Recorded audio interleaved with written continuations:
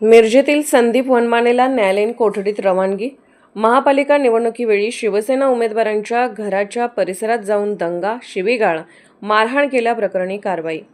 मिरजेतील संदीप वनमाने याला मिरज शहर पोलिसांनी अटक केली असून न्यायालयाने त्याला न्यायालयीन कोठडी सुनावली आहे. त्यामुळे संदीप वनमानेची न्यायालयीन कोठडीत रवानगी करण्यात आली आहे. सांगली, मिरज आणि कुपवाड शहर महानगरपालिका निवडणुकीवेळी प्रभाग 3चे तत्कालीन शिवसेना उमेदवार आणि विद्यमान नगरसेवक सागर वनखंडे यांच्या घराच्या परिसरात जाऊन दंगा करणे, धमकी देत शिवीगाळ करणे आणि तेथील कार्यकर्त्यांना मारहाण केल्याप्रकरणी संदीप वनमानेंवर दिनांक 14 जानेवारी 2026 रोजी ॲट्रेसहित अन्य गुन्हे दाखल करण्यात आले होते. त्यावेळी पोलिसांनी त्याला तात्काळ ताब्यात घेतलं होतं, मात्र काही तासात त्याला नोटीस देऊन सोडले होते.